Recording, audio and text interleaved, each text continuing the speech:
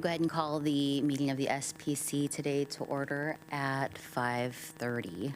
We're going to start by doing roll call. I'll read your name and please say here or, just say here if you're here.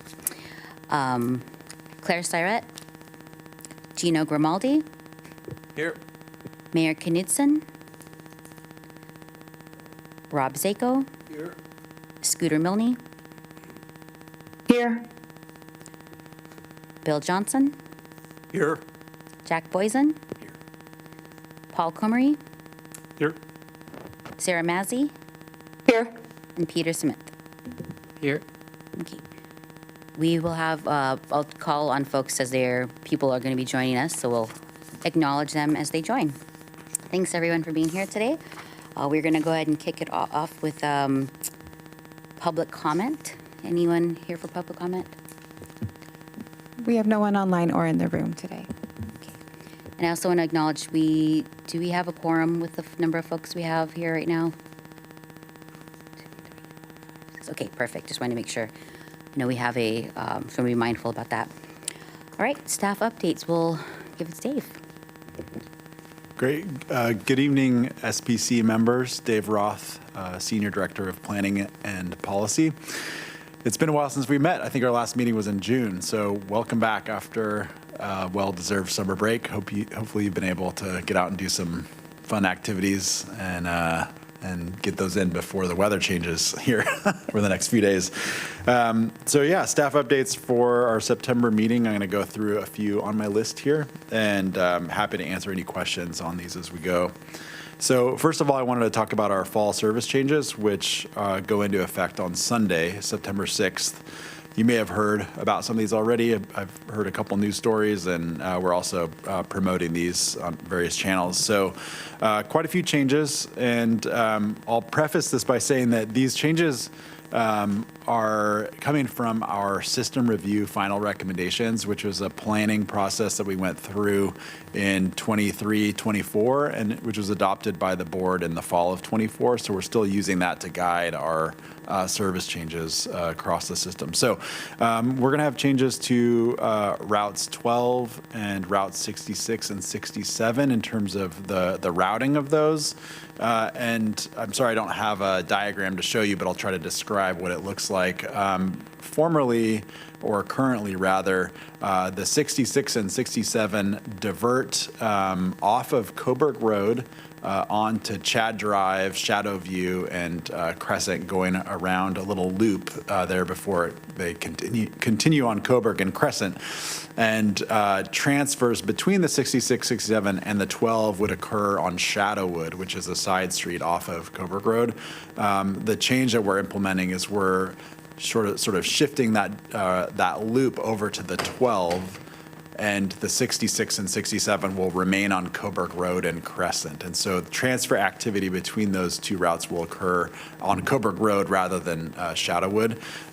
This allows us to provide better service to the VA clinic that's on Chad Drive, and it also provides better access to the Winco grocery store. So that's probably the most significant routing change that's happening, and we're looking forward to seeing how that works. We'll monitor that and be taking feedback from our riders along the way.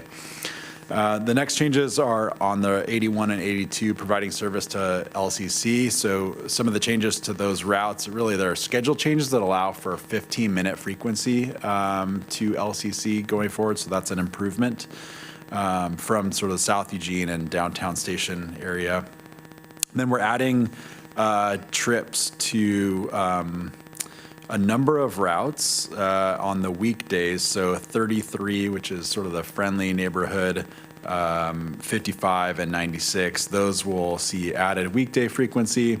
And then we're adding Saturday service to a number of routes, the 13, 24, 28, 36, and 40. And from my understanding, this is the biggest service add to Saturdays that we've ever done before. So this is a pretty significant change for us. And it's sort of in line with sort of the changing ways that people are using transit. They're not just using it for peak hour work commutes, but they want to use it for other activities and accessing things on the weekends. So those are the changes that will happen starting on Sunday the 6th.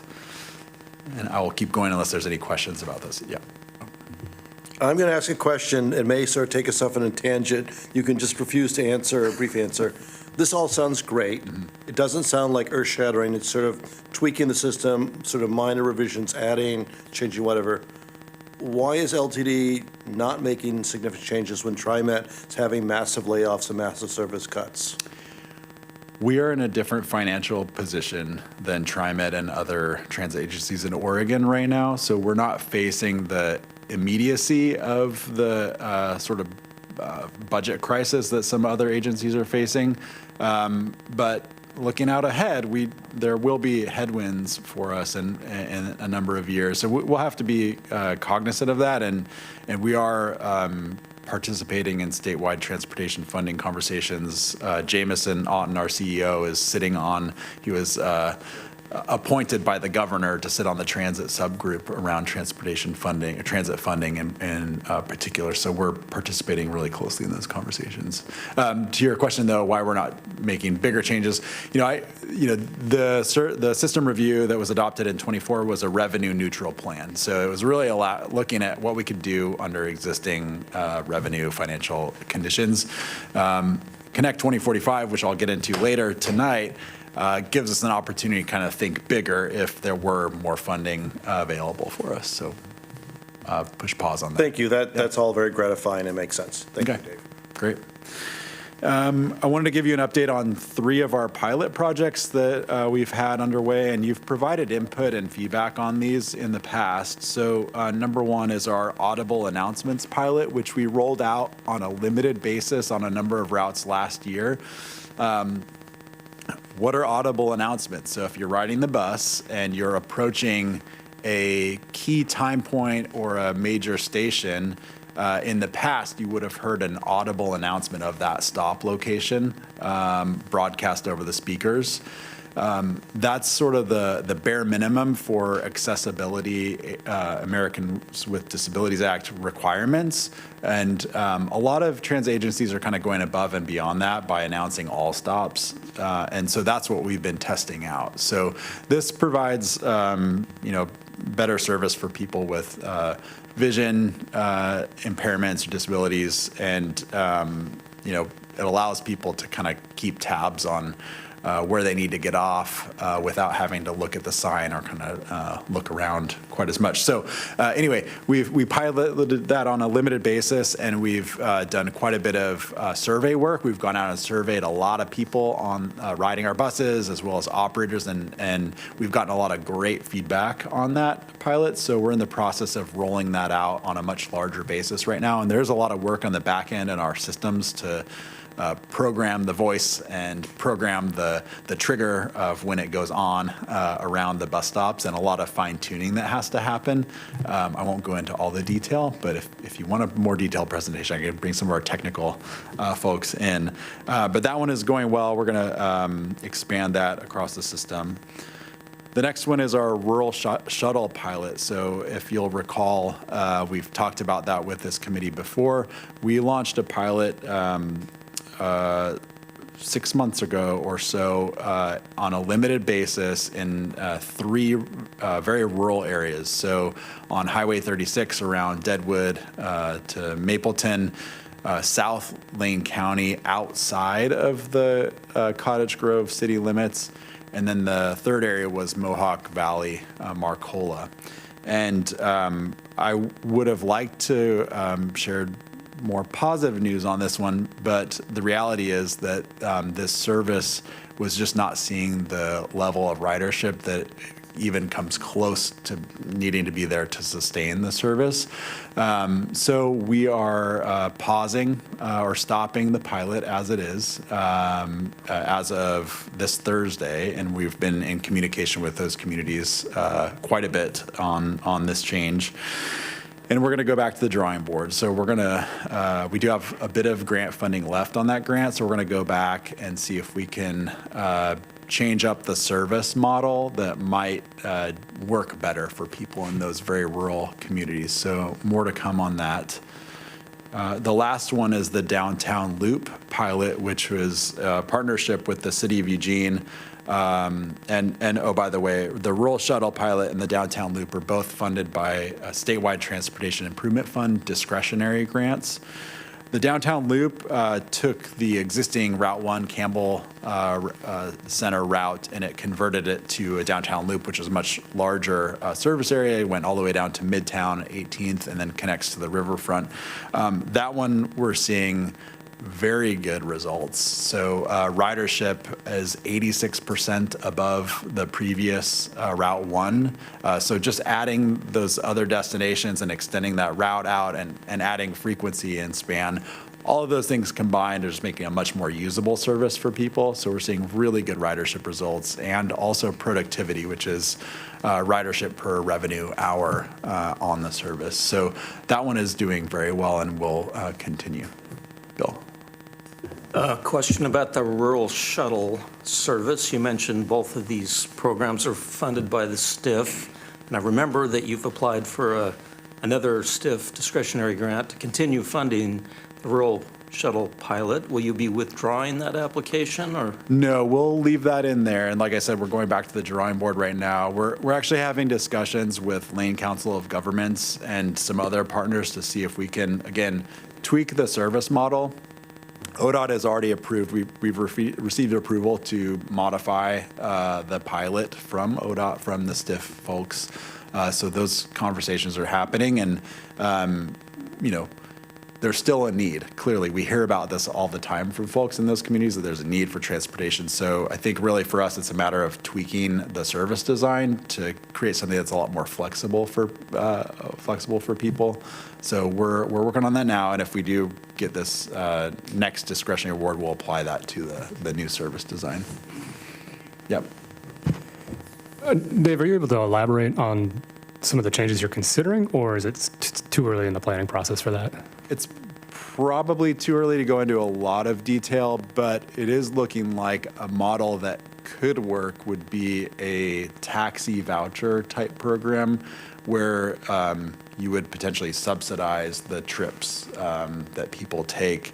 It could allow for a lot more flexibility for people, so they wouldn't rely on scheduled service. They could get service when they need it, and it would offset the cost, because the cost is very high for a taxi or that kind of service to go out in those very rural areas. So I'll just leave it at that. That's kind of what's looking like the most viable option. Yeah.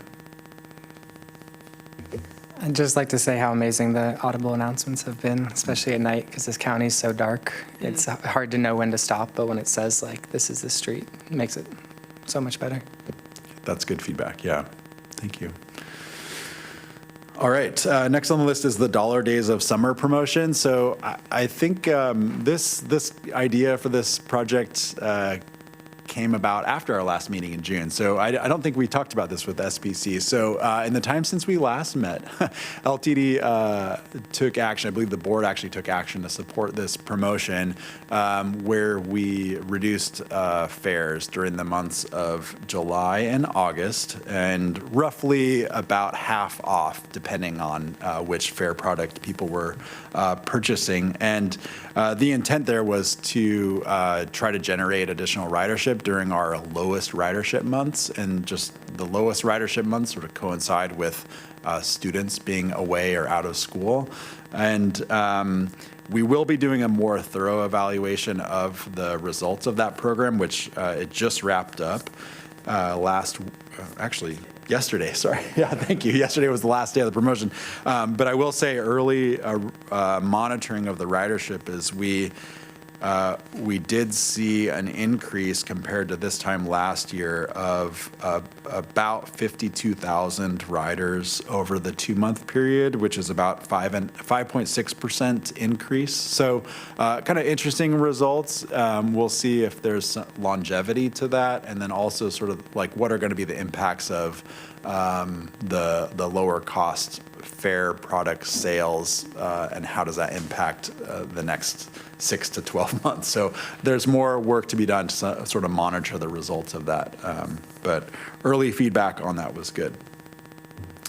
The next one is over the summer we did a bike share equipment request for information. So this is a process that we can use through our procurement group at LTD to solicit feedback on any type of product or system or service that is out in the marketplace. And in this case, we conducted this RFI to support our planned capital investment in the bike share system here. So as you might know, we have some dollars set aside in the STIF program, as well as we have some federal funding coming our way through the MPO to support the regional program and eventually purchase new equipment.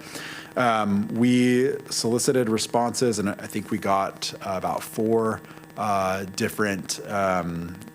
or five companies responding to that. We got some really good information that can help inform the future competitive solicitation process for a purchase. So we'll be posting some of that information on our Bike Share 2.0 project page on our website soon, so you can refer to that if you'd like to.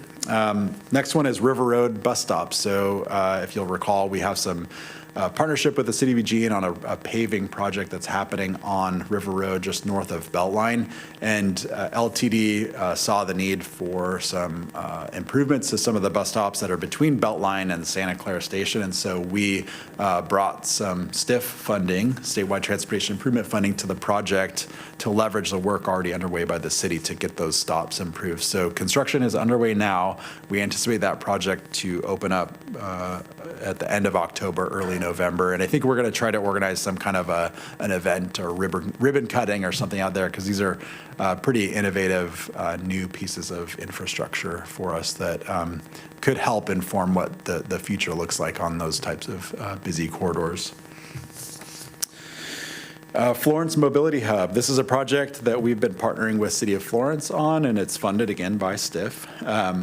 We just held the kickoff meeting on, I think it was on Friday, and City of Florence is leading the project with support from LTD and Lane Council of Governments.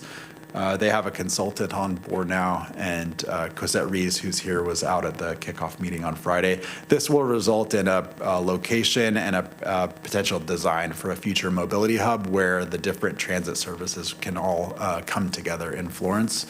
We'll be looking for some funding source in partnership with the other partners to actually build this thing eventually. So we might think about an earmark or some other sort of federal grant that can help support construction of this facility later on. And then finally, I'll just mention the Attain project, or the Attain funded project.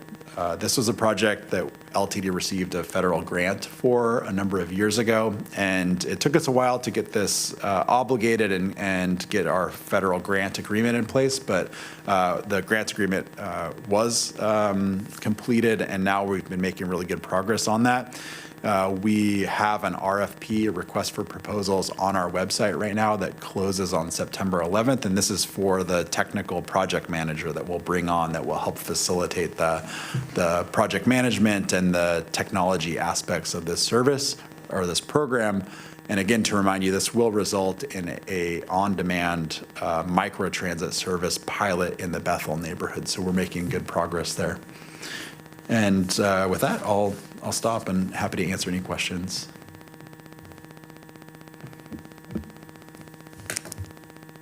All right, thank you, Dave. Before we move into the next item, I just want to recognize Claire Syret joined us at 5:36. All right, and next, moving into our agenda items, we have our fiscal 28-29 statewide, our STIF improvement conversation. So, Cosette.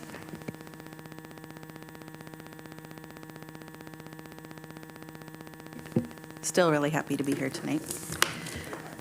So really excited to talk about our upcoming STIF formula plan. I made myself good notes because I could talk a lot about STIF formula, but interesting enough, I was calculating and we're coming up on our 6th biennium, which to me is pretty amazing. I know, where does the time go? In that 6 years, we've done a lot with STIF, regionally and statewide. Yeah, it's our 6th coming up. It's our 6th. Started with the House Bill 2027, the Keep Oregon Moving, back in 2017. So a decade ago, yeah. And so this is the But- sixth biennium. Yep, 6 biennium. Thank you. So first, I want to introduce myself. I'm Cosette Reese. I'm the Director of Regional Mobility Services here at Lane Transit District. Again, really happy to be here. Tonight, we're going to be talking about our fiscal year 28-29 STIF formula plan. We have a lot to cover. I know that some of you have been involved in STIF before. For others of you, this may be somewhat new. So I'm going to walk through it fairly quickly and pretty high level.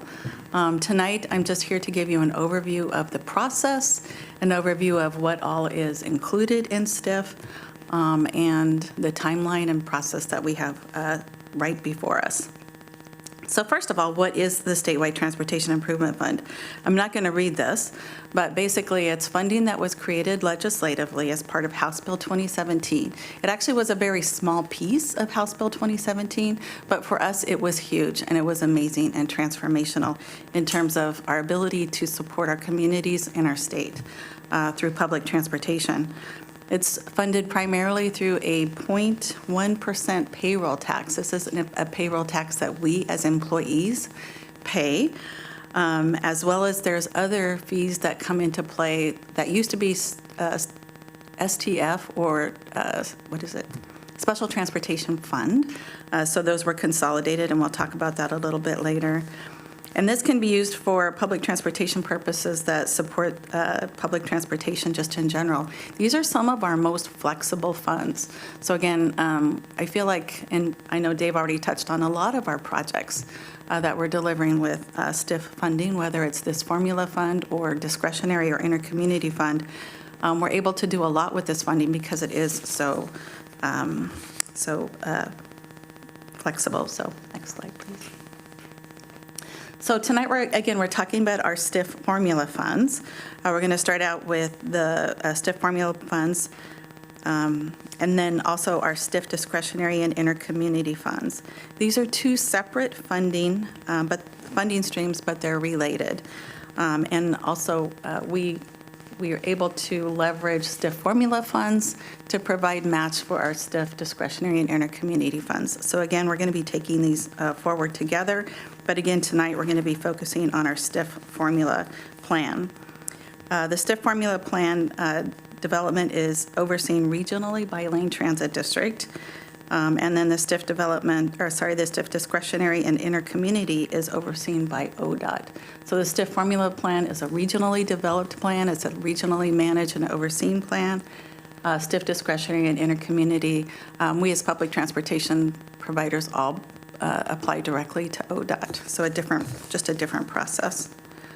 I'm going to talk really briefly about the STF, or the Special Transportation Fund. This actually funding has been available for many, many years through ODOT, and it's funded primarily through cigarette tax, non-highway gas tax, so we call it the lawnmower tax, and the ID card fees. These funds are diminishing in terms of their ability to support the populations that they support. They're specifically intended to support older adults and people with disabilities to get where they need to go through public transportation. I think it was really smart to consolidate this into our STIF funding because we're able to leverage those funds and we're able to do more with that funding by combining it with the STIF formula funds. So next slide, please. So STIF, let's see. So STIF formula fund, the dollars are designated within the geographic area and within regions based on where they're generated. So again, we pay those taxes as employees, and the state collects and then distributes those back regionally within the state. So the dollars that are created in our region stay in our region. So they come back to us in the form of formula dollars. Cosette, just to be clear, so our region is Lane County effectively? Correct. Yeah. Thank you. Yes, thank you for that. And then the discretionary fund, these are discretionary dollars. It's actually a pretty small part of the STIF fund overall. It's 5% of the overall amount that's collected by STIF. That's a discretionary distribution, so it's a statewide competitive. So we have no guarantee of getting any of those dollars in our area, but we do compete for those areas dollars. And then there's the STIF Intercommunity Fund. Again, that's a statewide competitive. It's intended to help connect communities, two different communities. LTD does use that, for instance, for our Diamond Express, where we're connecting Oak Ridge into the metro area. So we apply for and receive STIF Intercommunity Fund. And what we know is that as costs increase, agencies are looking to funds like this to close the gap. So where this was originally intended, I think, to be transformational and for organizations to use this to do new services, innovations, a lot of agencies that we're seeing, including LTD to some extent, are looking to these funds to help close some of the gaps that we're coming up to on funding, as we talked about earlier. Some of the areas that get STIF formula fund, they have no other funding source. So they don't get payroll tax funding like we do, like we at LTD do, but they rely on funds like this, or maybe they have a property tax fund, but not necessarily enough to keep up with the needs of their area.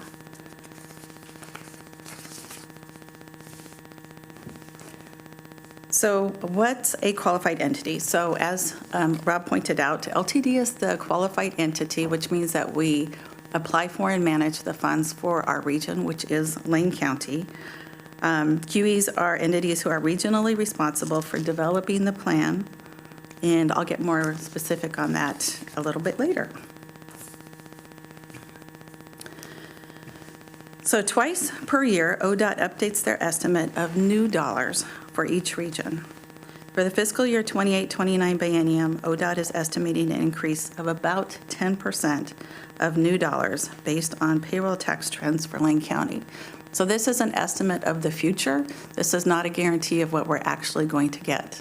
So as we create our plans, we do it with the understanding that it's an estimate. So we build in contingencies and reserves. We identify and generate, you're going to note that we have LTD in district and LTD outside the district. So this is what ODOT helps us to identify how many of the dollars are generated within the LTD employer payroll tax district, and then how many dollars are generated outside of the district. And we'll talk a little bit more about how we use that to allocate our funding through our plan a little bit later. Next slide, please. So of the estimate on the previous slide, approximately $1 million for each year is generated through the population-based funding. This, again, is what used to be the Special Transportation Fund. These are funds that we need to make sure are dedicated to serving older adults and people with disabilities. Next slide, please. So we talked about the sub-allocation. So again, Lane County is a large county, and we are a diverse county. So we have a big rural area, and then we have the metro area, and then we have Florence and some other pockets within our county. So at a very high level, this is the map that's used by ODOT to provide the breakout of funds that are generated inside the LTD payroll tax area and outside. And so in the coming weeks, LTD is going to be pulling together a meeting of stakeholders to develop our region's sub-allocation method. And this is a requirement of being a qualified entity. In the past biennia, we've kept it really pretty simple. We've dedicated the funding either inside or outside. We don't say west and east. We don't try to break it down according to county commissioner locations or regions. We keep it really simple, and it's worked really well for us. So if we try to break it down anymore, it starts to limit what we can do with this funding and how far we can get this funding to go. But we do use it as a guideline. So again, it's really important that we're making sure that these dollars are serving the areas where they're generated. So specifically rural areas, we want to make sure that the rural areas get at least as much funding as they put into it. And historically, we've actually allocated a little bit more money to the rural areas than are collected in the rural areas.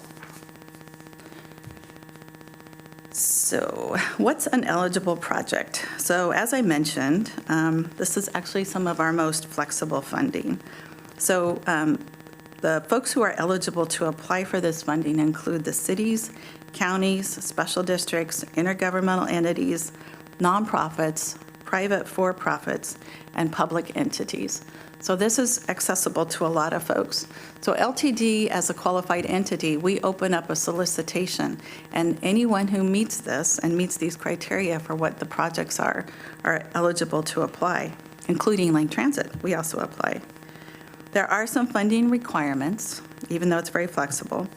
Let's see. We have to make sure that we're using our STF dollars for services that are supporting older adults and people with disabilities. We have to support and be coordinated with public transportation, and at least 1% must support grades 9 through 12 transportation. So that's a minimum amount, and LTD accomplishes that through our Student Transit Pass program. And any of the projects that come forward through the STIF, whether it's LTD's projects or someone else's projects, have to appear in an adopted plan. So, otherwise, pretty flexible. Next slide, please. So Lane Transit District has two different roles with a STIF formula. Our first role is as a public transportation service provider. LTD provides public transportation. So we're able to apply for projects. What? We good? Yeah. Okay. Oh, PTSP or QE? this is our PTSP. Okay, thanks. We're in the right one. So we're able to apply for projects that support our operations. So, for instance, LTD provides support for our fixed route service, our ADA paratransit, our connector service in Cottage Grove is funded through STIF. Our Florence Roadie Express is funded in part through STIF, and our Oak Ridge Diamond Express is funded in part by STIF. We also use it for capital projects, so a lot of our vehicle funding comes through this. We also get some federal grants for vehicles, and we use the STIF dollars to match the federal grants to leverage and bring those dollars here to buy new vehicles. We also use it for things like fare programs. So we support the nonprofit program. So right now, if you're a 501c3, you qualify to purchase passes at a 75% discount, and then give them to your customers and clients. And we use STIF dollars to help offset that, as well as to help subsidize the student transit pass. And then we also use it for innovation projects. So projects like the Attain grant that Dave mentioned earlier, we use it to match the federal funds for some of those innovation projects. One of the things that I just want to point out for the coming biennium, LTD has been really aggressive in using these dollars for kind of innovation projects and pilots. And what we know is that we've had a lot of carry forward dollars from past biennium, and in part that's been because of the inability to hire drivers or to get the vehicles that we need, because actually purchasing vehicles right now is very competitive. So we have quite a bit of carry forward dollars. What we know is that those carry forward dollars are going to diminish, and we're going to be left with a base level of sustainable funding. So for the coming biennium, we're going to be focusing on our current projects, putting our staff capacity toward accomplishing our goals for our current projects, and then understand that future sustainability that we'll be looking for and mindful of new projects that come up, just making sure that we can sustain the projects that we have. And again, costs are going up. So, and it also isn't just LTD, it's other program providers. LCOG's Link Lane is funded through this. So just making sure that we're being mindful and sustaining our services. So the second role that LTD has is LTD as a qualified entity. And I'm not gonna go through this in detail, but I'm just going to say that generally, as the qualified entity, LTD is responsible to develop a plan, to monitor our subrecipients, to ensure compliance, and also very robust reporting requirements for this fund. So more description here. You're welcome to read this at your leisure. It's very intensive in terms of staff support. I have a question. Once upon a time, wasn't LCOG the convener of the STIF committee? Has that changed over the last many years? Yeah, thanks for bringing that up. So LTD has always been the QE as the mass transit district within Lane County. Up until this biennium, LTD contracted with LCOG to manage for us the STIF Advisory Council committee process. So this year, LTD is kind of taking that back. So, yeah, it's been good. And LCOG is continuing to support us. So we count on LCOG, we depend on LCOG with things like some of the analysis and then developing maps and such. So good partners still. So again, so we have the STIF Advisory Committee. The STIF Advisory Committee is required by statute. It's the committee that LTD has identified as providing recommendations and vetting projects. So we have a pretty robust STIF Advisory Committee. I think hopefully we get some new folks on this year. And new to this biennium is LTD is going to be completing an initial review of applicants to ensure compliance and eligibility. So we've added a two-part kind of review. So it used to be that we would just take projects right to our STIF Advisory Committee and we would kind of vet them as we go. But we have a very compressed timeline, and we know that we need to help focus our STIF Advisory Committee on projects that we know are eligible. So LTD will do an initial review. Once we do a review, then we'll forward all of the projects to the STIF Advisory Committee to consider and to rank and prioritize. And then from there, they'll create their recommendations that would go to the board. So the STIF Advisory Committee, lots of detail here. I'm not going to go into this. It's in your packet. You're more than welcome to read it. But I'll just say the STIF Advisory Committee is a critical committee to help us use these funds to do the good work that we do in this county. So really appreciate them. They don't just work on developing the plan. They help us with all of the interim pieces and decisions that need to be made around STIF, as well as we have them working on some other projects as well. So a very busy group. So this is our timeline. ODOT released their solicitation and guidance statewide. They did that about a couple of weeks ago. Regionally, LTD will be posting our own solicitation, asking for some supplemental information. So ODOT puts out their call for projects, and then LTD asks for some supplemental information for the folks who are applying, and that will be due on September 10th. I'm sorry, that will be put out on September 10th. And then regionally, applications are due on October 8th. And again, LTD will be applying. We expect that LCOG will also be applying. And we know that there's other entities out there who might be interested in applying for these funds. And then the STIF Advisory Committee will review, discuss, and then develop their recommendations to forward to the LTD board as the QE. And then the LTD board is expected to approve the STIF plan at their December 16th meeting as the QE, and then that plan would be submitted by January 14th. So again, it's a really tight timeline. It's really important work. It's millions of dollars. It's very important work, and it's a village. So it's not just LTD putting together, but it's a village. So appreciate the time tonight and happy to answer any questions. Claire? Yeah, thank you. And when do the funds get dispersed once they are awarded? Great question. So thank you for asking. So the funds would be available on July 1st of 2027. Thanks. And it would be 2 years worth of funding. Thanks.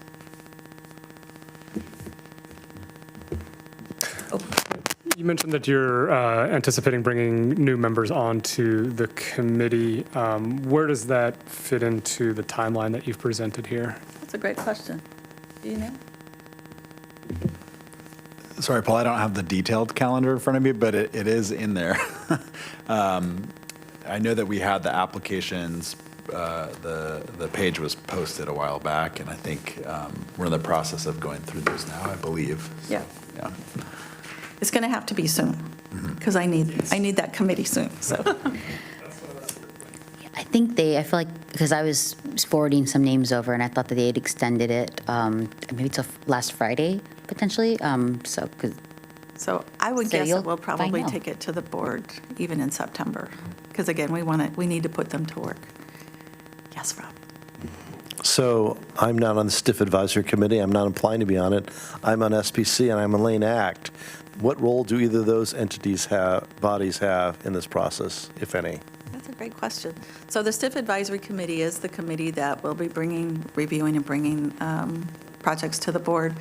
I think we can come back to this committee and keep you updated as we get closer to that December decision by the board. But even beyond identifying the projects that are going to go into this plan, you all already do have some input into that because we rely heavily, and in fact, as I mentioned, we have to make sure that all of the projects that are in this plan are represented by an adopted plan.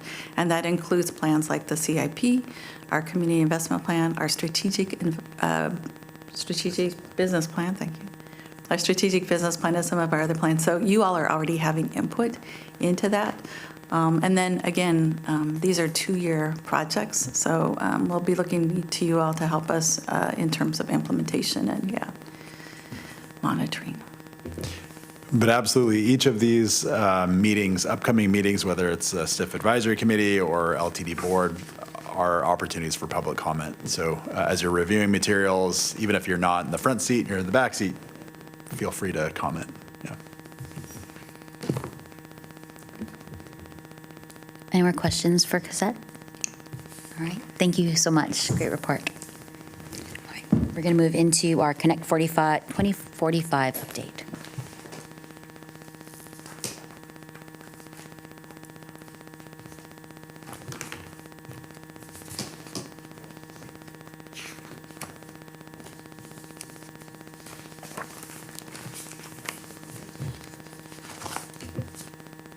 All right, so again, Dave Roth, Senior Director of Mobility Planning and Policy, and I'm here with... Hi, my name is Carrie Asklar, Associate Planner. All right, so I'm the Project Director for Connect 2045, and Carrie is the Deputy Project Manager, so you have the right people in the room to talk to you about this project.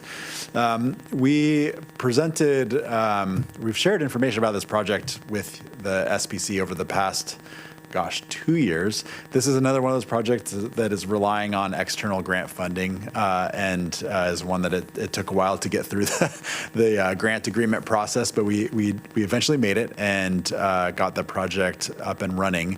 And so we'll be providing you with an update on where we're at with the project tonight. All right. So for the agenda, you've already done introductions. We'll move into the project overview and process. We'll talk a bit about the transit and mobility toolbox, and then a bit of a discussion around vision and goals, and then next steps. So what is Connect 2045? Well, it's a long-range transit or mobility plan. We're calling it the Long-Range Mobility Plan. And it's a plan that guides LTD's investments and policy decisions over the long term. It helps set expectations both with our riders, the communities we serve, the agencies that we partner with, as well as our own internal staff and board, to make sure that we're all on the same page with our priorities moving forward, as well as our role and actions to support mobility within Lane County. You know, the intent of a plan like this is to help us with answering this type of question when we're faced with a decision on such and such.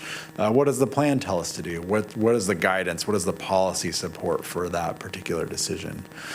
It establishes priorities, funding sources, and it will provide us with some different future scenarios to be thinking about as we go towards the final plan in terms of, what do we do in the case of funding reductions, revenue neutral, or if we have more money to spend, what might our services look like?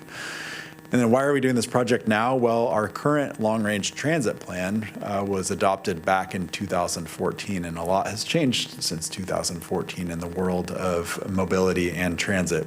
I think in 2014, we just saw the introduction of Uber and Lyft up in Portland. Actually, maybe just Uber at that point. So people's travel habits and patterns have changed a lot in that time. So it is time to start this over again. So the plan process, you see 6 steps here. So the first part of the process is looking at existing plans and policies. So what's in the universe of plans and policies, both at LTD and our external partners as well that we're currently operating within. Those could be things like beyond the existing long-range transit plan. It could be things like the regional transportation plan or ODOT's CIP, or smaller cities' transportation system plans. How do we think about coordinating with all of these different adopted plans? The next step is around setting goals and objectives, and we're still kind of working through that process right now, but getting closer to establishing what those goals and objectives are for the outcomes of this plan. We've wrapped up largely our existing and future conditions work, and we'll be sharing those memos out on the project website soon. I believe we expect to get a needs assessment report back from the consultant team within the next week or two, and we'll be going through the staff sort of comment period on that before we finalize that and bring that to our advisory committees. The next step is thinking about improvement options. So that's kind of getting back to these different scenarios that I talked about. So what will our services, or what could our services look like in the future? And how do we both fund those and implement those over time? I don't know if I mentioned this earlier, but this plan has a 20-year plan horizon, hence the name. So we're really thinking about the long term and then the steps that need to be taken over that time period to get to the long-term outcomes that we want to see.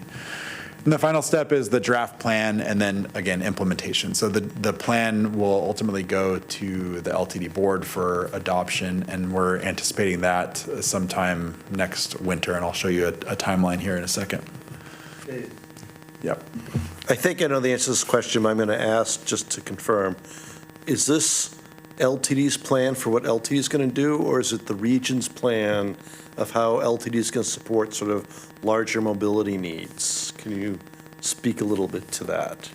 It's both, but I think the latter, the region's plan, is sort of the reflective of the changing mindset in terms of how LTD can operate as the region's mobility manager. So, in that sense, we're not necessarily delivering all of the mobility services within the county, but we're playing a really key role in establishing relationships with other service providers or contractors, working on governance models for different types of services. So it's a bit of both, but I think the latter part is kind of the new area that we're really interested in focusing on. That was my understanding. That sounds great. Obviously, it makes sense that those other service providers and partners, the plan's being adopted by the LTD Board of Directors, but we want to make sure that they have engagement and buy-in to that it really is the region's plan. Yep. Thank you. Absolutely. Yep. So what makes for a useful long-term or long-range plan? Well, vision, and I would add to that, vision and goals. If you don't establish a very clear vision or a set of goals or objectives, it's kind of hard to get there. So that's a key first step, and that's one of the things we've been working on right now. Additionally, during the process, internal engagement to gain buy-in at different levels. So it's really only useful, and it's kind of getting back to what we were just talking about, if both LTD and our partners are committed to it. So this really should be sort of the foundational document that we can all point to and say, this is where we're going. These are the things we need to do or work on to get there. Again, we already talked about supporting decision-making, providing very clear and specific priorities to guide agency actions and spending. So I would say that this is a departure from the 2014 plan, which didn't really have very clear priorities. It sort of had generalizations and sort of it was maybe a little bit difficult to figure out what your priorities were. So that's a difference here. We're going to have very clear priorities with where we want to go. Again, clear strategies that are actionable by the agency. So meaning that these are actions that we actually have the ability or the authority to take on. We're not going to put things in here that we can't do functionally. And then near-term actions that both provide momentum and credibility. So this is sort of like the the early strategic part of this plan. What are the early steps we need to get started on now if we want to see some of these things happen in the future? A lot of this type of work takes many years or even entire careers to deliver. So it's important to acknowledge that and know that we have to take small steps at first. Recommendations are aligned with capacity, so let's be cautious or careful to not bite off more than we can chew here. And so that'll be an element. And then finally, around accountability, having clear performance metrics for, making sure that we're achieving the outcomes that we said we would deliver, we want to deliver. So here's the detailed project schedule.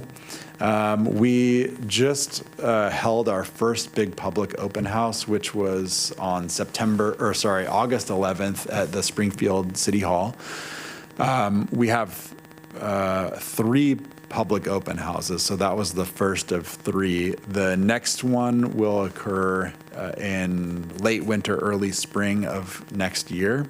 And the final one will be in summer of 27. And that second one will be sharing potential improvement options with the public and getting feedback on those.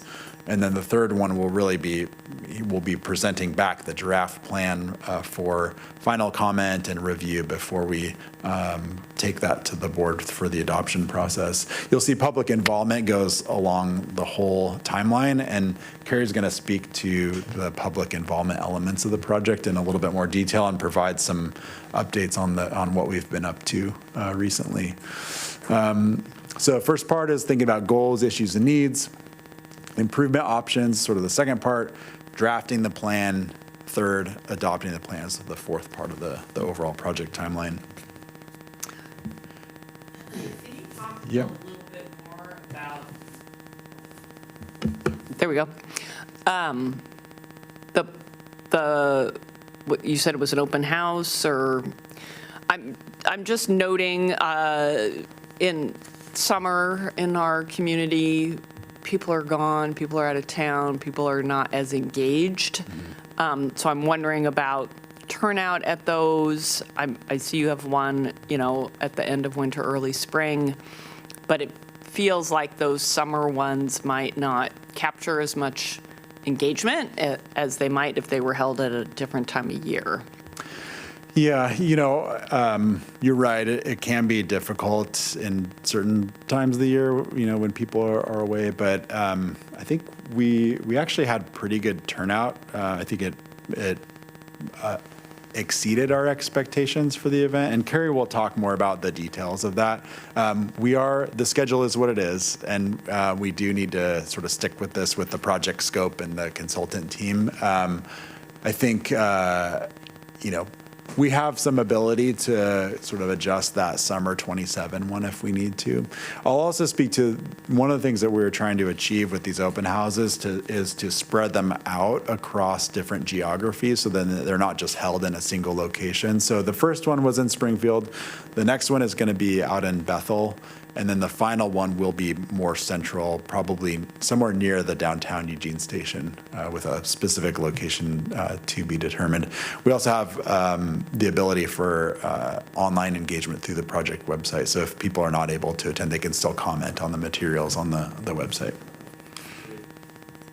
If you could go back one slide, I just want to give you some kudos. I've been around long enough. I remember when the 2014 plan was adopted, but I also remember this sort of series of plans of plan and then plan and plan and plan. There's a lot of planning going on that didn't necessarily connect with the ground. I really like everything you're saying here, useful or maybe pragmatic or sort of focused. This is a really good approach or attitude towards this, so thank you. That's good feedback. Thanks, Rob.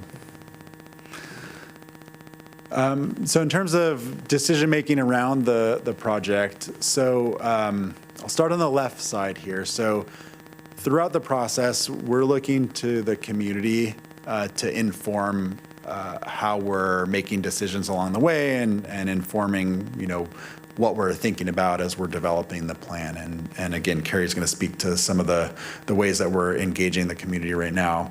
The project management team, which is LTD staff, it's Carrie Eric Breitenstein, who's our marketing director, and myself are the staff project team.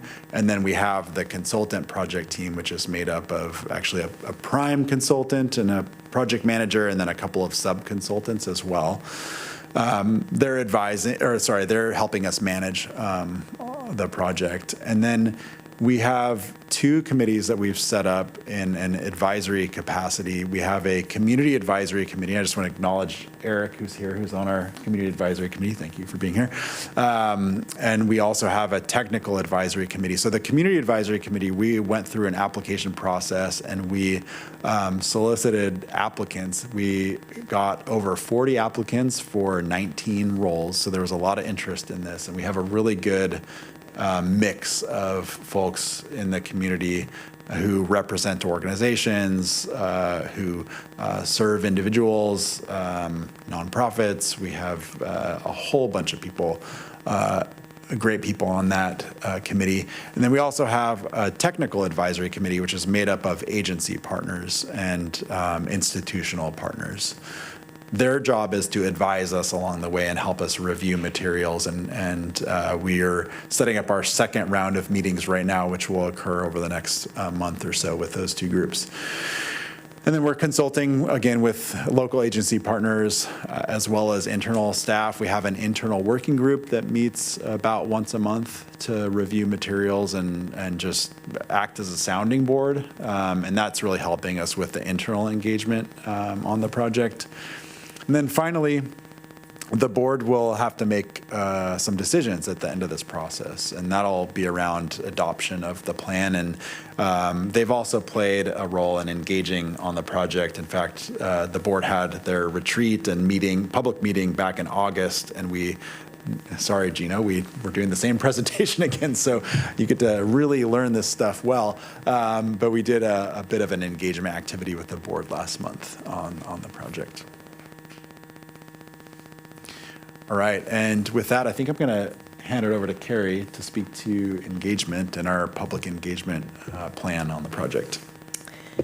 Yeah, thank you, Dave. So as you've been hearing throughout this presentation, public engagement is a really critical part of this project, filtering through every phase of the project. And underpinning all of our public engagement is our community outreach framework, in which we're applying these principles to make sure that we're meeting people where they are, we're not talking past them, we're not using jargon, but we're we're really thoughtful about how we approach community engagement through multiple different strategies.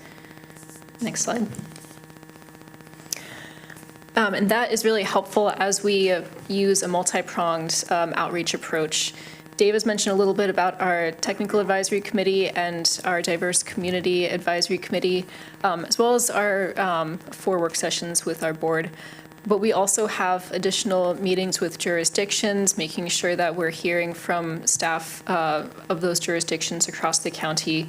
And also we have some small group meetings to kind of dive into a focus group sort of strategy on certain issues. And then we also have our public events such as the open houses. We've been doing a lot of tabling and other in-person events. So we have a lot of engagement tools in our toolbox that we're applying to this project, and we've been having some really great conversations so far. Next slide. And then digging deeper into what those conversations have looked like, we mentioned that we had our first open house in August earlier. That was really well attended. We had about 50 or so attendees from the community. It's our first of 3rd open houses. And really at that open house, we presented a snapshot of our service, as well as asking folks what their transportation needs are today. And so if you were there, thank you for coming. But also backing up this open house, we had a number of tabling events and number of tabling events. I think in 4 weeks, we had 17 tabling events. So averaging 4 per week. We really pounded the pavement during that time, and that really has paid off. Combined with the open house feedback, we've gotten about 175 surveys. We've had this really quick postcard survey asking 2 simple questions, and we've gotten really good results. And about 80% of those surveys were from those in-person tabling events.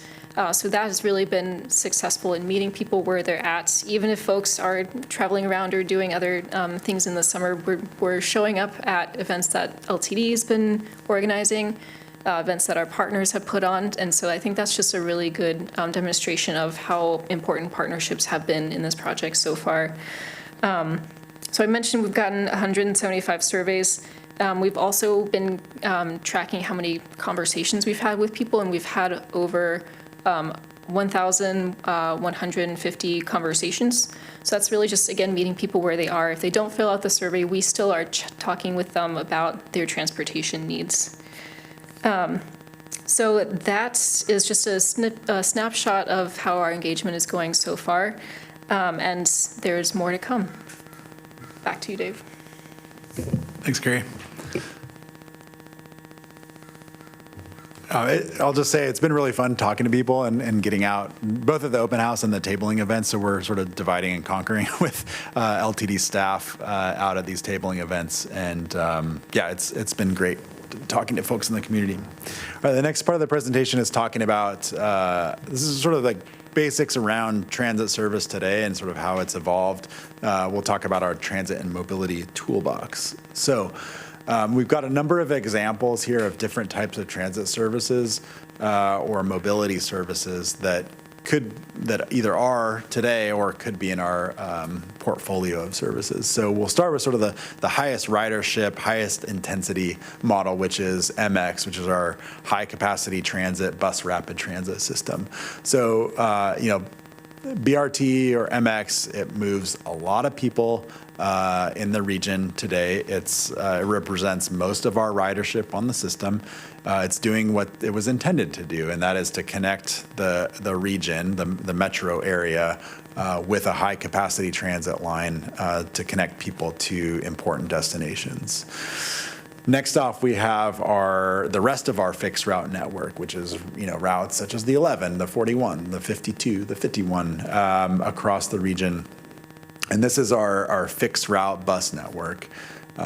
These routes follow a defined route, and they may operate several times per hour, maybe up to 4 times per hour, or once or even less. I didn't mention that MX operates right now at a 10-minute frequency, which is a very high frequency, and that makes it a lot easier for people to use. So the best frequency we find on our regular fixed route network is 15-minute frequency. Going down the list, then we have on-demand or microtransit models, and this you could sort of think of as the Uber or Lyft of transit, where we have a dedicated vehicle and a defined service area that is basically on call through an app for people to use. And we do run a service, a microtransit service down in Cottage Grove. It's called the Cottage Grove Connector. And we've actually recently increased the service on that. We added an additional vehicle, and it's providing better service and getting a lot of ridership within the Cottage Grove area. This plan will look at other areas that are opportunities for this kind of service, both in smaller cities as well as the metro area, where perhaps our fixed route bus network has some coverage gaps. So we'll be looking more at this in the plan. Next on the list is our paratransit or non-emergency medical transport service, or in our case, RideSource, branded as RideSource. This is a contracted service of LTDs, so we administer and contract this out.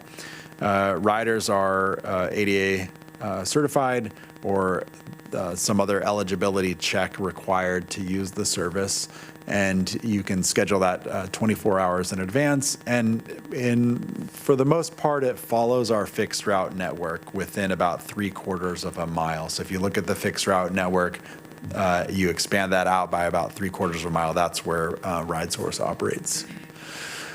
The next one is mobility subsidy programs, and I already talked about this earlier in my staff updates with you. One example could be a taxi voucher type program. This is a type of service that we've maybe experimented a little bit with in some different ways in the past. but this is something that we might consider in the future for some specific areas. And we're thinking about some of these very far rural areas that don't have good access otherwise. So again, this would just be basically a way to provide a discounted fare for trips taken by taxi or transportation network companies, TNCs, also Uber or Lyft. Next on the list is bike share, scooter share, micromobility.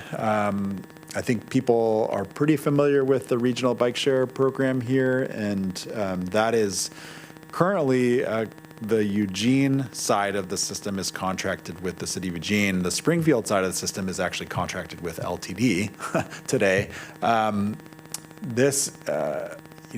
We've talked a lot about this. We're doing work in this space right now. There's some interesting opportunities for LTD to potentially play a bigger role. And so we're working through that right now. But this is a type of service that, again, it's not going to work for everybody, but it does work for a lot of people. You're seeing hundreds of thousands of trips per year on bike share, and it provides options for shorter trips, mostly within the metro area and the current service model. And it could also provide better connectivity, first, last mile access to transit as well. It does already, but there's opportunities to improve that through better coordination as well. The last two are is Vanpool. We actually have a contract for Vanpool right now. We work with Enterprise.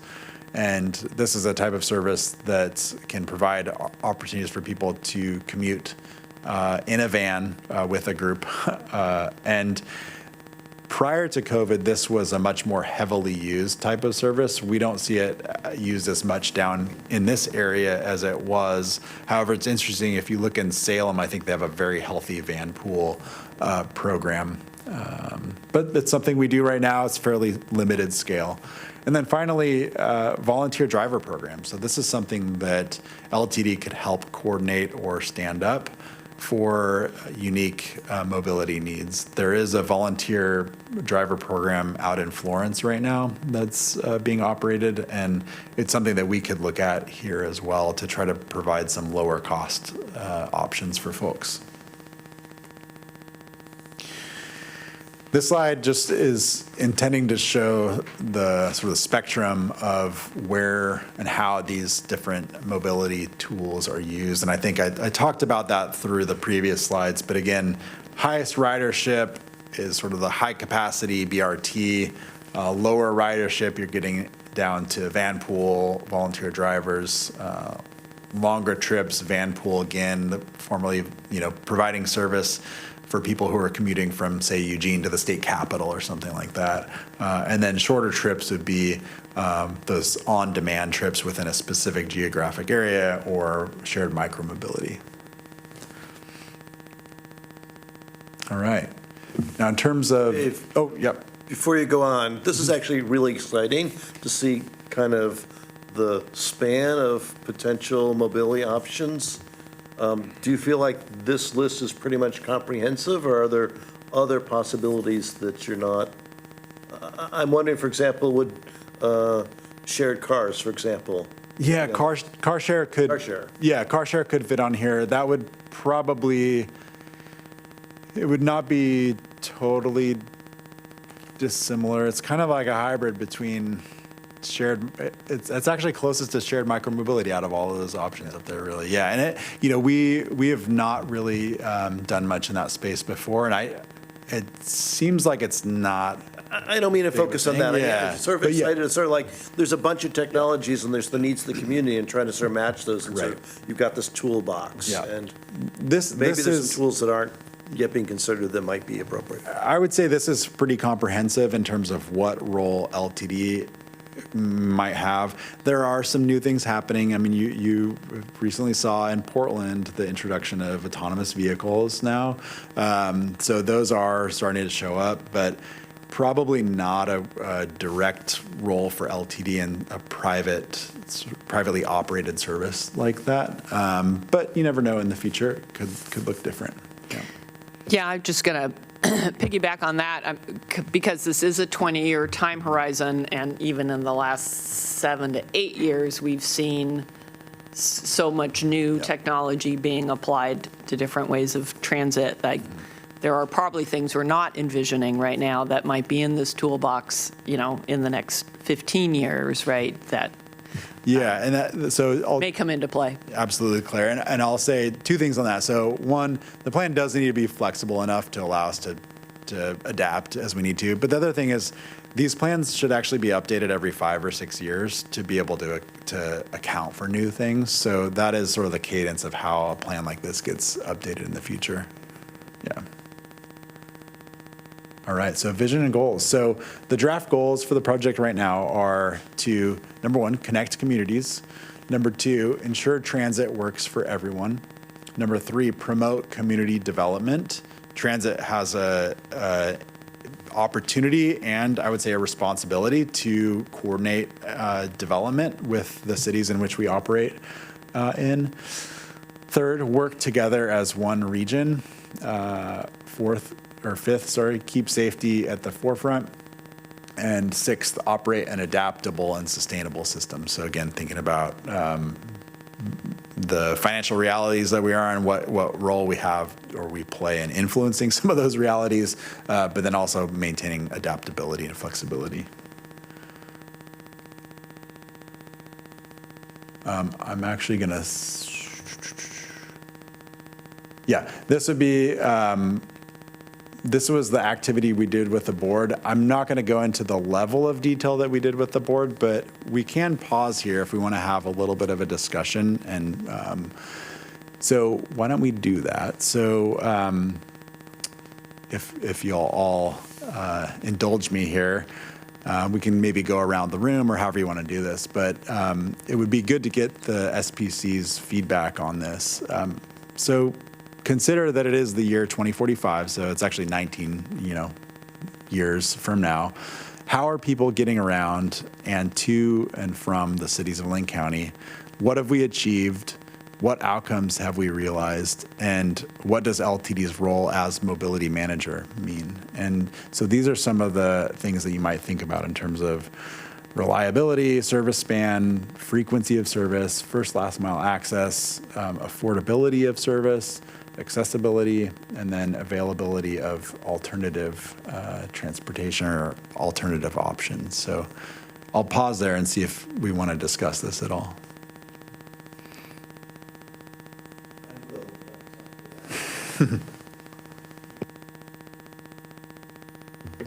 I guess one thing I think of a lot with 20 years from now is just the information people have access to. Like, one thing I love with the transit app is it's just one place where you get all the information. Because I think, like, car share, I use car share frequently, and I am always telling my friends, like, this is amazing. It's $5 an hour. It's so cheap. And like, the moment they know about it, they use it. And so just like having an app like Transit or something that could say like, hey, you're trying to get here, you could use this bike share, you could use this car share, you could take this bus, and just having that access, that information freely available, I think is a really important thing.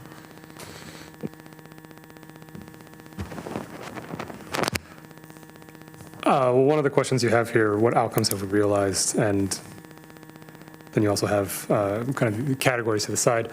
So with regards to affordability, what outcomes have we realized? I would like it to be free for all by 2045.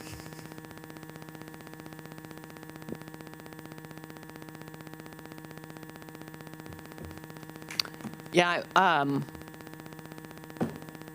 wouldn't disagree with that, but I also think like parts of it are free, and then maybe the fancier parts are, something you have to buy into. And thinking about LTD's role, and I appreciated, what around the car share, like a discernment around, is that a space that LTD should be in or not, right? Like that's an important question to be asking, but also to reference to an app, right? Like, it feels to me like LTD, I think, could have a really great role, and you're moving in this direction, but being that hub, right? Where the go-to hub for how do I get around in my community that doesn't necessarily mean driving my own individual vehicle, right?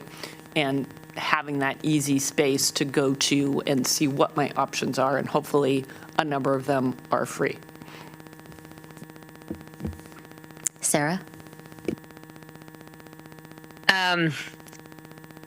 This is not necessarily my my dream, but I'll say what I imagine might happen. Parts of it positive, parts of it maybe not. But LTD has been struggling with having enough drivers, and with autonomous vehicles, are we going to have autonomous buses? Will that no longer be an issue, so that there is the possibility of having more fixed route transit, more of all of the kinds of transit? And I also, my curiosity is piqued around the idea of the volunteer drivers, and again, thinking about more autonomous vehicles. And could there, right now there's Waymo, right? But that's expensive. And we've got students who maybe are trying to go all the way across town to a different region than their, neighborhood school. And there's not a school bus, there's not a great fixed route option. I wonder if there's a future where there's more of a van pool, or even single occupancy automated vehicle taking students to school. Again, not sure. This isn't my dream, but it would be helpful for some people. Thanks, Sarah. Jack. I hope this isn't too much of a rabbit trail. I was at a shelter meeting for Lane County, and something we were discussing was the alarming rise in percentages of people in homeless shelters that are full-time working. And something that, as kind of a positive exercise, we went around and all said, well, what is helping? And it was funny because by the fifth person, we were laughing because everyone had wrote down LTD. That everyone we know that's working in shelter is using the bus. And so basically my dream is in the 2045 that it's still functioning and an incredible resource for all classes of people. And also thank you, because that's a really, really cool part of what you all do. Thank you for sharing that, Jack. I think in addition to what everyone else has shared, I believe that we will be focused more on safety as well. If we, in 2045, if we have a way to interconnect all of the, as a mobility manager, you just say where you're trying to go, and it'll plot it all out for you, because it'll be all plotted out for you, so you know which bike to get on, which bus to ride, and there'll be hopefully less vehicles on the road. And again, we will have things will be plotted in a way that are a lot more safe for our community, for all folks that are out and about and trying to get where they need to go.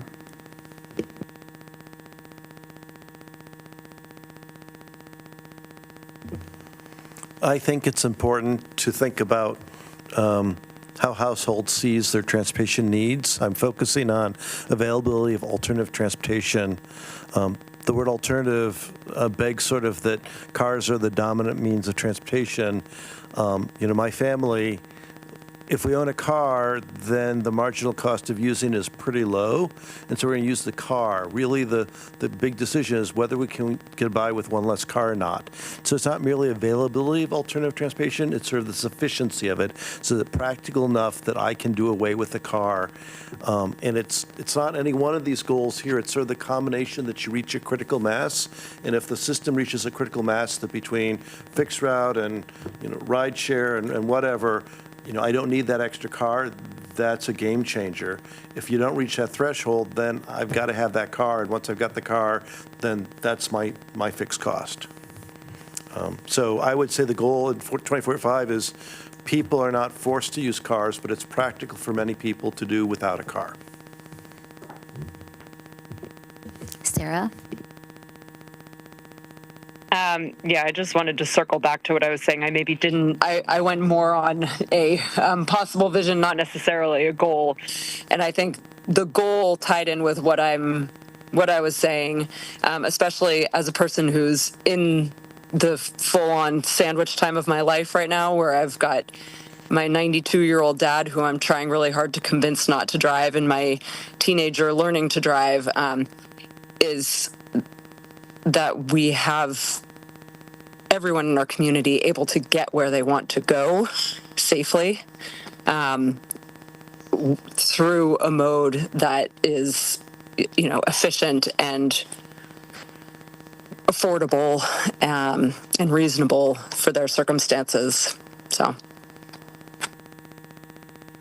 I think LTD can play a huge part in that.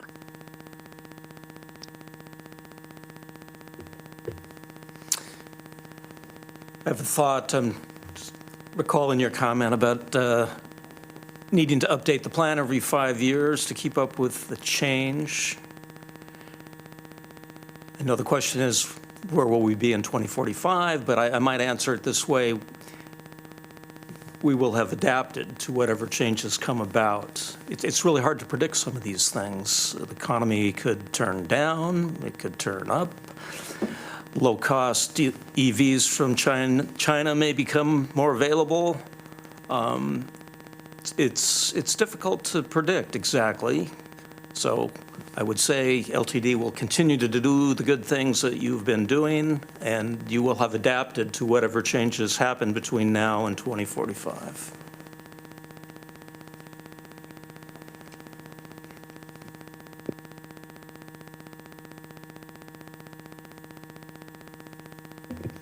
All right, really good insights and feedback from the committee, so I really appreciate you taking the time to share your thoughts.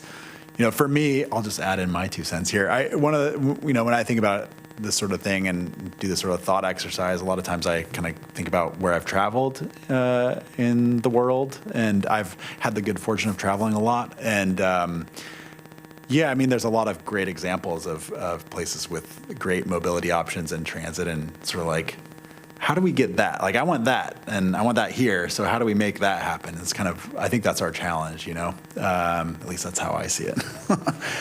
So again, thank you. We'll take this feedback and we'll document it and write it up in the notes. So really appreciate that. All right, so a little bit on next steps, existing and future conditions. So we're actually just wrapping that up right now and are also wrapping up the needs analysis. So these will be documented in technical memos and slide decks that we will put on the project website and share with our advisory committees to get feedback on.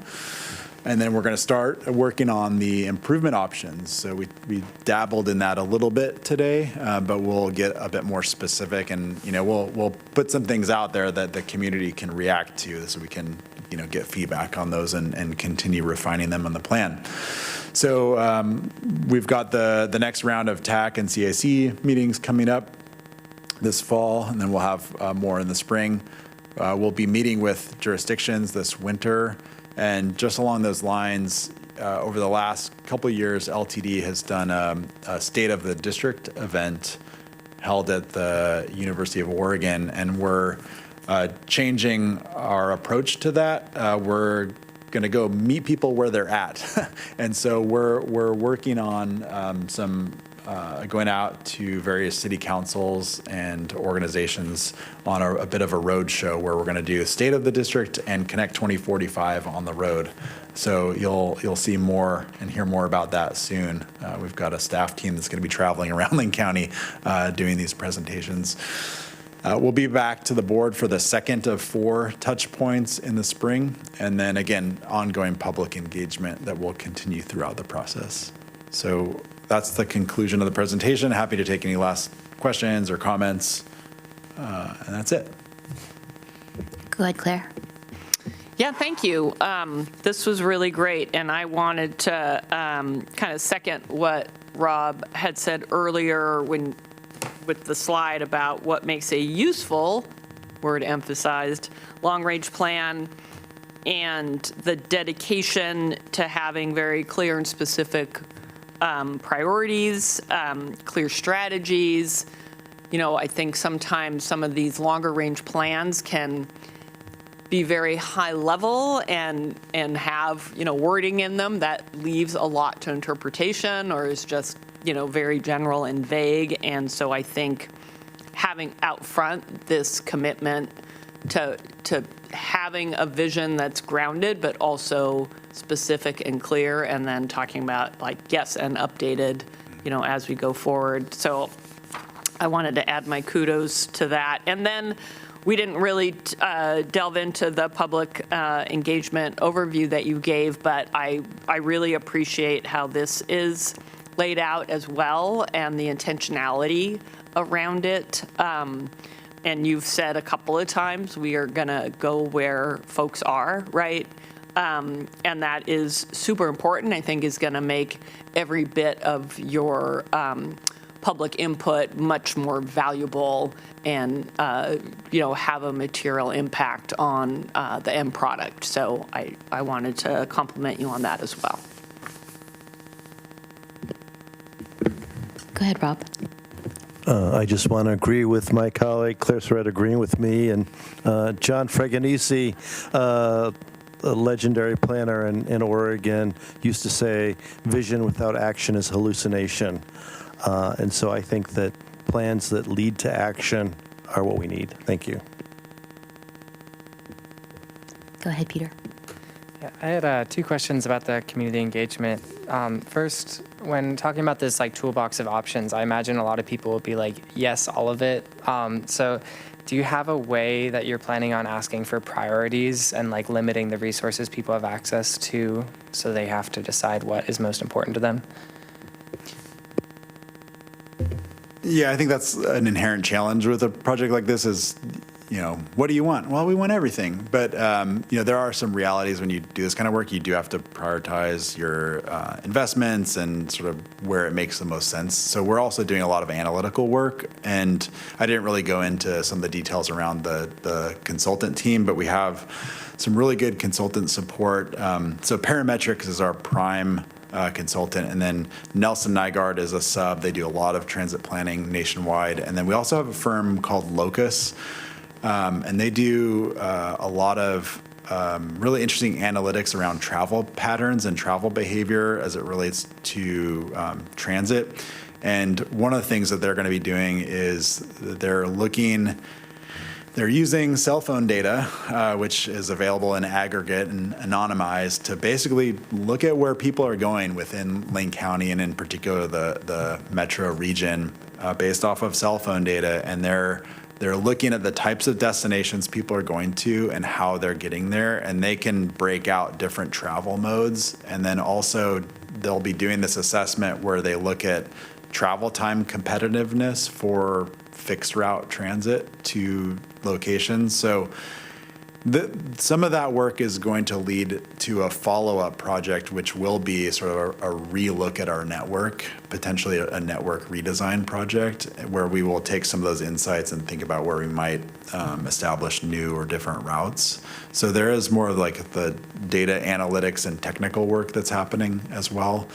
But, I think when we go out to individual neighborhoods, we're hearing very specific feedback from them, especially neighborhoods that don't have great access to transit. And, it might not be practical or financially viable for us to provide a new fixed route network to that particular area. But we're talking with them about other options. And again, it could be some of the things like shared micromobility or microtransit to get to those areas. But we can't do everything for everybody, so that is part of the process of prioritizing those different investments.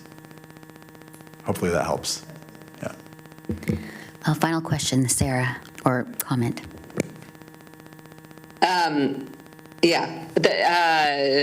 I guess a question is, I'm curious about how you are aggregating the 1,000+ comments you've been getting from community members, and just how you're documenting that data. And also, I would just a note that I would love to have a conversation with you about how high school busing fits into all of this. Or I know you're not doing officially high school busing, but high school students using the bus to get to school. So that could be a separate conversation that we have offline. Yeah, so I'll take the second part of the question, which was transportation for students. So Sarah knows as well that there are some restrictions. We cannot provide dedicated school transportation. It's just not allowed. And so we have to look for other ways of providing support. And we can do that easier with schools that are closer to some of our network corridors. But for sure, talking to the school districts and schools about transportation needs is a part of this project, and we can think about other ways that we can achieve or better support schools with our service in the long term. And then the first part of the question, we are documenting all of the feedback that we get and summarizing that, and we'll make those engagement reports available to the public. I don't know if there's anything you want to add to that. Yeah, I think, Sarah, great question. I just wanted to clarify, we haven't gotten 1,000 comments. We've gotten a lot, but we have also been strategic in those conversations where if someone tells us something really amazing, then we're still jotting it down and documenting it. So it is really interesting. Some of the comments that folks have been saying tonight, we've also been hearing from community members about just better information, safety, improving our fixed route frequency. So as Dave mentioned, we are digesting a lot of information. We're reading through every single comment. We're not using AI. I'm proud of that. And so we're just digesting all of it, and we'll summarize it and post it on our website soon. Wonderful. Thank you all. Thanks for the presentation tonight. All right. If there are no other questions, I'm going to say adjourn at 7:01. When's our next meeting? Our next meeting is it on the agenda here? First Tuesday in November, whatever that is. Yeah, I was trying to remember. I'll look that up on my phone right now. November 3rd. Is that election day? Yeah, it sure is. Some of us might not be here. We can talk about We'll find- well, potentially we'll- rescheduling. Yeah. Vote by mail. That's not what it's about. Adjourning at 7:02. Great job, everybody.